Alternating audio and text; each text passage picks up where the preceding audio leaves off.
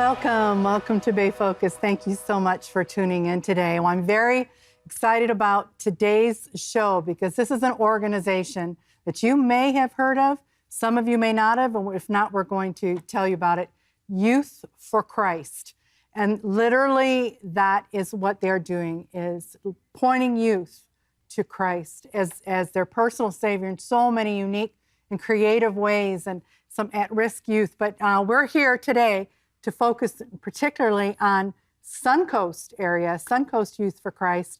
And we're honored today to have the executive director, the new executive director, newly minted, Mark Wiles. Mark, thanks for joining us Thank you for having me. Great to have you now. I'm saying you're new, but you have a long history with Youth for Christ, Suncoast Youth for Christ. Just give us a little bit of snapshot on how you got connected and what your role is today. Sure. So 11 years ago, I started with Suncoast Youth for Christ, came over from Palm Beach County, YFC, where I'd been serving for about 6 years. And there was an opportunity here to step in and continue to serve in greater leadership and capacity. And that's where I've been ever since. And so serving alongside our previous director, Mike Czaplinski. Yeah. And he was a longtime director. Oh, yeah. So you have many years to go to follow those footsteps. But for our viewers that may not know what Youth for Christ is, what a history. Tell us a little bit about it. So Youth for Christ began post-World War II. Billy Graham was our first full-time paid employee. And what's neat about Suncoast Youth for Christ, we originally started as Manatee Youth for Christ back September 1954. And Billy Graham had done a rally in 1961 at Manatee High's football stadium. And it was just a tremendous gathering, over 15,000 people. And that was back when the community was about 69,000. So a good portion of the community was there. Yeah. Yeah. And you know, when you're defining Youth for Christ, and we have so much ground to cover today, so stay with us. When you're defining it, what's the mission? What are you trying to do? So the mission is we want to reach every young person, 11 to 19 years old, so predominantly middle school and high school students, and we want to reach them with the gospel, the life-changing message of the gospel of Jesus Christ. And so we enter their world and build relationships. We call them authentic Christ-sharing relationships, or we reshare our story. We get to hear their story, and we get to share God's story and how it intersects. Yeah, you know, I love the reading through some of the material. You really want those that your staff, your volunteers, everybody that come alongside, the mentors, to be authentic with them. You want them to connect and bond, and there's multiple ways that you do this. And give us, because I'm gonna start with this one because we're gonna show you a video. I think one of the coolest things you do, you have key ministries. Yes. And tell us about 180 House. So the 180 House is something we call a ministry enhancement tool. So it's not, if you were to look up Youth for Christ nationally, it's not a ministry model of Youth for Christ, but teen centers are something that a lot of the chapters do have in common. And so the 180 House is our teen center, and we have a couple of them. We currently are operating one in Venice, as well as one in Bradenton, Manatee County. And that's an important thing to say. I want you to give your coverage, and then we're going to go to the video while we're talking about it, of 180 House. But your location throughout this area, tell us where you are. So we're as far north as Southern Hillsborough County and as far south as Sarasota County in Venice right now. Yeah, and you have your actual Suncoast headquarters is in Bradenton, right? Yeah. All right, so again, I want to, and particularly if you have youth and people you think might benefit from Youth for Christ, I want you to see this 180 House, because I just thought it was the coolest thing, to create a sense of community. Let's take a look.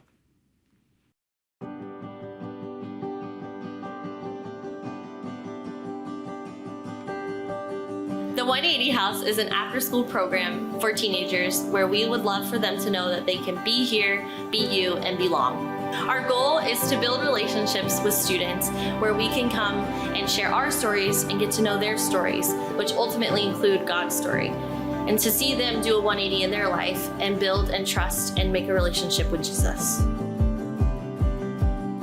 Hi, I'm Whitney, and I grew up at the 180 House, and now I'm back serving as a leader. I originally started coming here because I heard there was free snacks, and that drew me in. When I was in high school, I would walk around with my headphones on. I would disassociate from everybody, and coming to the 180 House, it really showed me how to take my headphones off and really just build build connections and actually, communicate with people.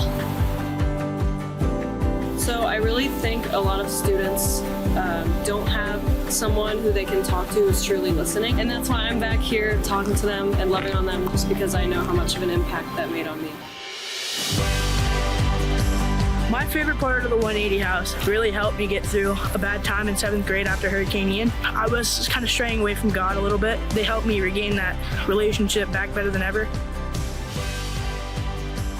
The 180 house has changed my life, especially of getting to know the Lord. Once I came here, I started getting the messages, getting the notes, until later I finally surrendered my life to the Lord.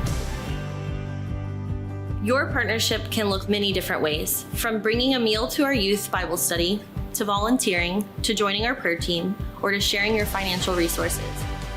However God has equipped or gifted you, He can use you to bring hope to our local youth. In fact, we can't do it without you.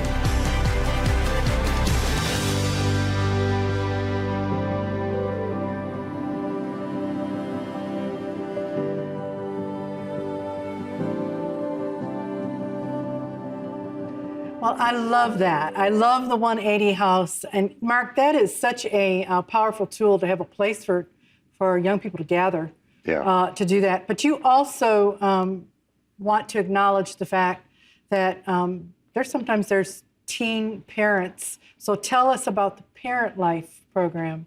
That's one that in particular is super close to my heart. That's how I ultimately had heard about Youth for Christ many years ago when we were in Palm Beach County.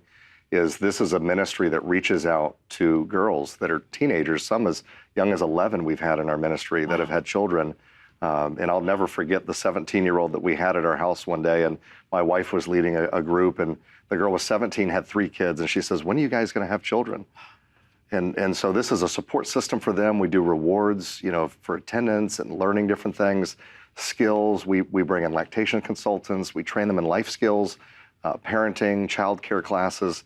And so it's a great way for them to learn how to be a mom, even though they've never been one before and they're still so young themselves. Wow, that is such a huge thing to do. And, one of that falls right in the lines of being pro-life, part of what we do. All right, Life Choices, what is this? That's another one of the arms of your ministries. What's that? Yes, Life Choices was a program actually developed with Mike Czaplinski, our previous director, and it was going into the schools. The administrators identified, and this is pretty easy to do, unfortunately, identifying the students that are most at risk of not graduating.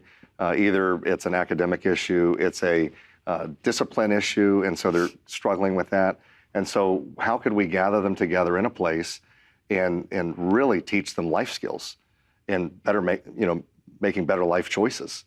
And so that's where that stemmed from. And we were able to see students, their GPA would go from 1.0 to 2.5. I mean, they were able to graduate. We saw fewer referrals through that. And so it's just been a really rewarding program. That is so, so important. And then, another arm, another key ministry, juvenile. We're just hitting several of these. You do so much. Juvenile Justice Ministry, what is that?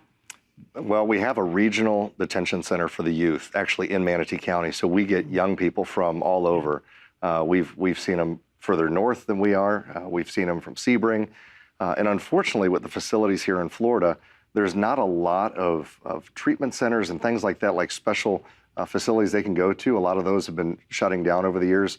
And so what's meant to be in Manatee County about maybe a 14 to 21 day holding place for these youth, sometimes they're there for many, many months, and it's just considered dead time with their charges. And so it doesn't count for, if they have a 9-month sentence for their conviction and they spend 9 months there, it doesn't count towards their time served. And so they have to wait, many of them, till they get to a program.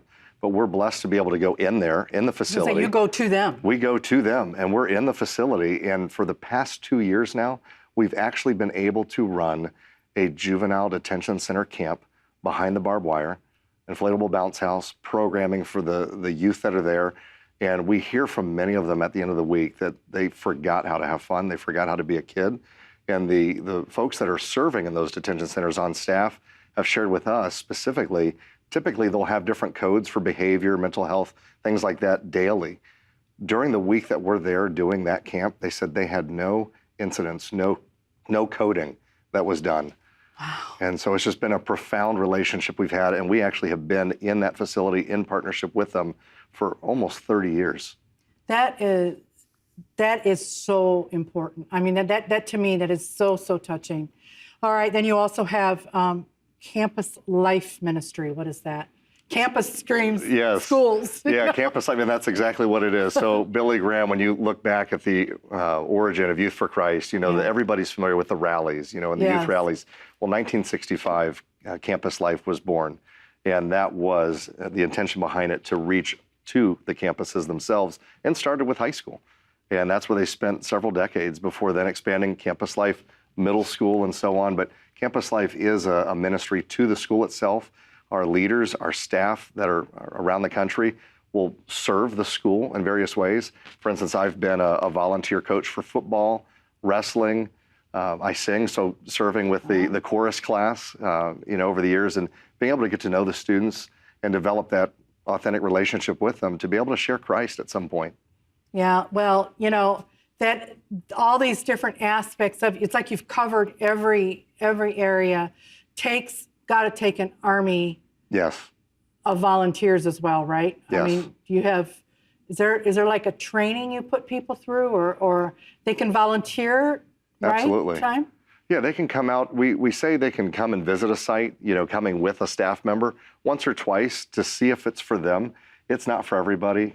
Sometimes people come into a detention center, and I'm not sure what they would expect, but it is a heavy place to serve.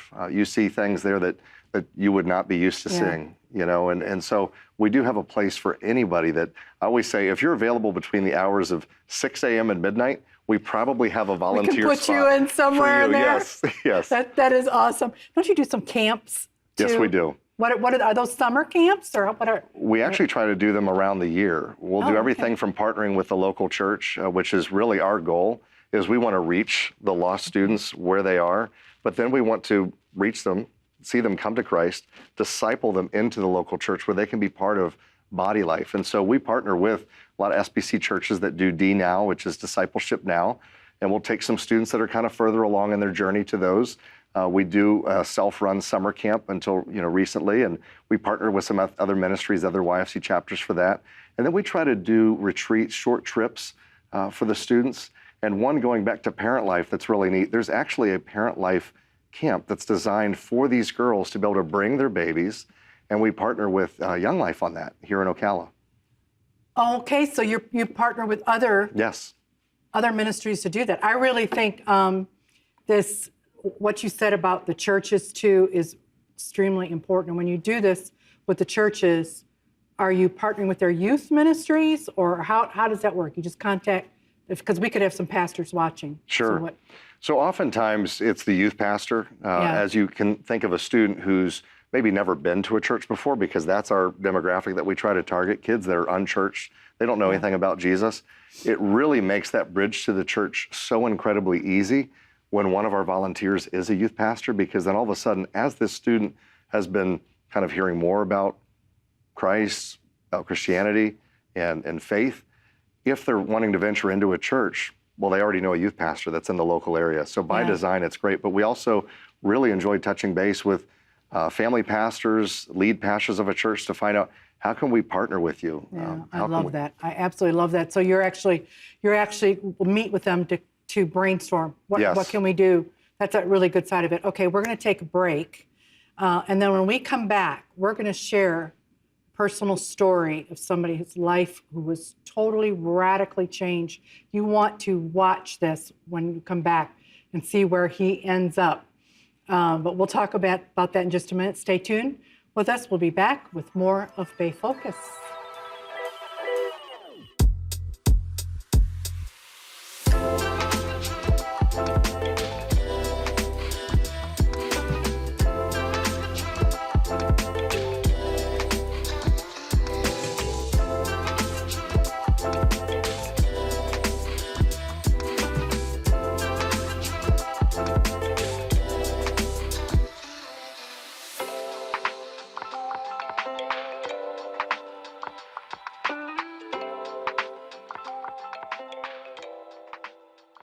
We want to hear from you. Is there an event happening in the Tampa Bay area? or an organization helping the local community? If you have answers, let us know. Email us at darleneg@ctnonline.com. Find us online at ctnonline.com/BayFocus or follow us on Facebook at BayFocus TV.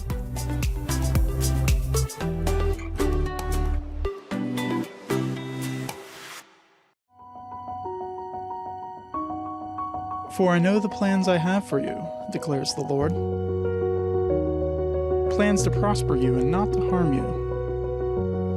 Plans to give you hope and a future. Then you will call on me and come and pray to me, and I will listen to you. You will seek me and find me when you seek me with all your heart.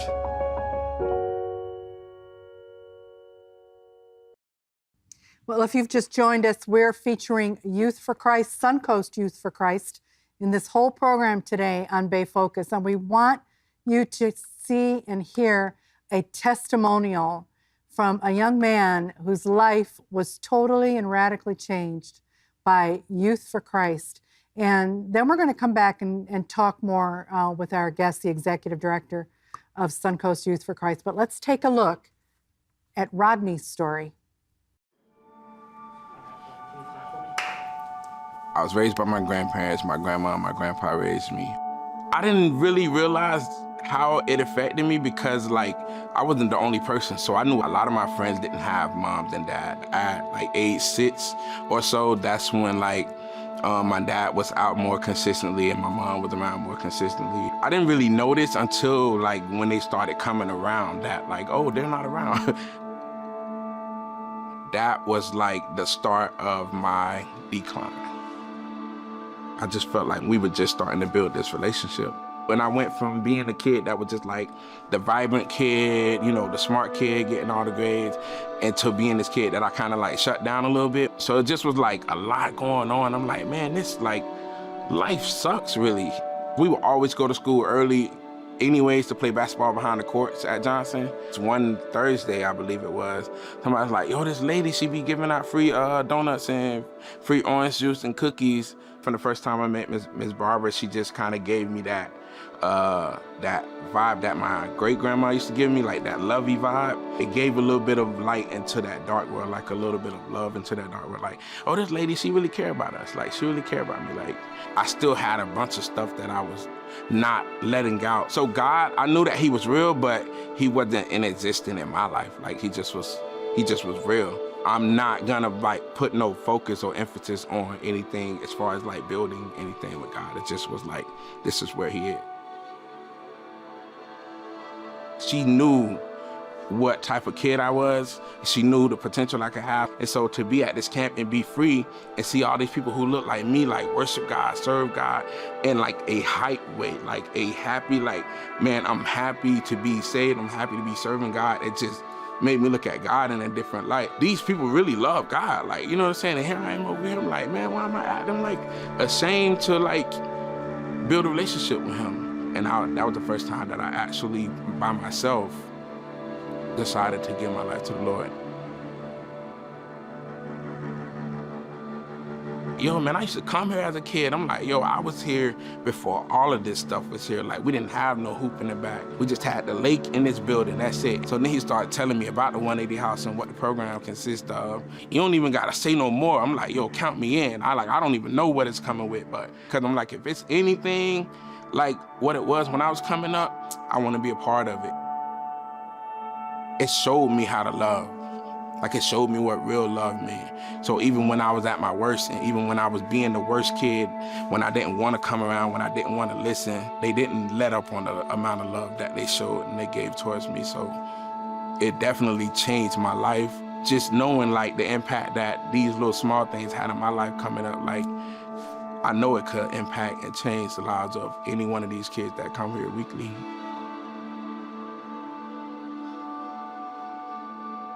We don't just reach the kids that come to the 180 house. We go out, we build relationships with the kids on a regular basis, and that could be anywhere. That could be in the schools, that could be in the detention centers, that could be in my neighborhood, it could be in your neighborhood. It doesn't really matter. I meet kids at corner stores. I meet kids at the skating ring. I meet kids that are friends with my kids. The goal is to meet a kid where he is, connect with the kid, and plan them for purpose.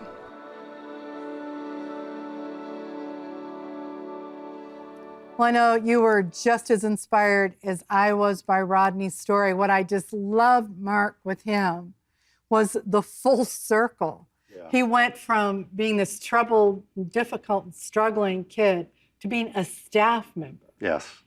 And he's active today, right? Yes. You know, works with you and you know, side by side. And I absolutely love that. So tell us, and just to give our viewers even a little bit more of a look at, you've worked, you've been since 2008 working with Youth for Christ. You have worked with countless young people, families, et cetera. Paint us a picture of a little bit of who these kids are, and what you see, the process of having to get them to where they are solidly walking in their faith. There has to have been some challenges with, do they trust you right away? You know, I mean, you have to gain trust. Tell us some of your experiences. Absolutely. Yeah, you really do. When you're entering the world of young people today, you really have to earn the right to be heard. Yeah. You know, and so showing up for them is real big. Oftentimes in fractured families, they don't have the dad in the home. And so being a positive male role model, when I think back to Palm Beach County and my time there, one of the things that I really enjoyed doing was the athletics. And so coaching wrestling, coaching football. I had a student back then, and his name was Kenny, and great kid. I got to coach him at both sports, and then he happened to also be in the chorus class. And it was really neat because as I got to know him, found out he had a couple of brothers. His sister was also at the school. It was really neat because he did go to camp with us that first year that I was there. But what was interesting is it took that time at camp. You know, they had the gospel night, they say, you know, and the gospel shared and kids respond, and he wasn't one of them. And I thought, well, that's really strange. And so I thought he was inching closer to Jesus during this whole time, this whole year, and went for a walk with him. And just that one-on-one time, I'll never forget sitting on the dock at camp. I just said, do you have any questions? And just this idea that God, our creator God, would accept him. And for him, it was just so profound. And then watching as he took that faith back to his family, his two brothers came to Christ, his mom came to Christ. And then I was thinking over the years, you know, whatever happened to your sister? And as I was actually transitioning to this coast to serve with YFC here, I got a random email. She was up at the University of Florida, and she said, Mark, I just want to let you know, I just gave my life to Jesus at a campus ministry last week. And she said it was in campus life at our campus at Palm Beach Central where I heard the name of Jesus first. So thank you. And just, it's incredible to see. There's nothing more rewarding, you know, than to see this. You know, one of the things when I was looking through some of the material for Suncoast Youth for Christ for this interview, that kept being like a recurring thing when I was watching videos, looking at things, is these young people want to be heard. Yes. They want to be seen. They don't feel like they always are. So for you to come alongside and to have the impact like on this family, to do that, just take the time to listen, to do, is huge. Okay, so what can our viewers do to contact you, so they can be take some action, to do some things to help you? How can they help Youth for Christ, and how can they contact you? Well, we have our website, suncoastyfc.org. It's beautiful. We actually just redid it as part of the transition. They can check us out on Facebook, and they can reach out our office, the local number. I don't know if it'll be posted here, but they can contact us. We always say you can pray, give, or go, or any combination of those. Say that again. I like that. Pray, give, or go, or That's pray, great. give, and go. And so we do have prayer teams that meet, some monthly, some weekly, and that does have an impact when our staff or volunteers going to these places know that they're being prayed over, know that there's people that care about what they're doing and the message they're bringing. And then the giving piece is the obvious one. We've all felt that squeeze with the economy, and inflation is a real thing. And so we've noticed through ECFA, which is the Evangelical Council for Financial Accountability, we are a credentialed nonprofit through them. But we have noticed that through their surveys, program expenses in the last 5 years have increased about 24%. And we're not exempt from that. And so we need that continued partner financially to help us to continue to grow and reach more youth. Yeah, there's also, you've given so many ways our viewers can help. And I think I want to encourage people too. They can if this is brand new, but it's just interesting to look. You can also look at the national organization. Absolutely. You guys are part of that. And I believe that's yfc.net. Correct.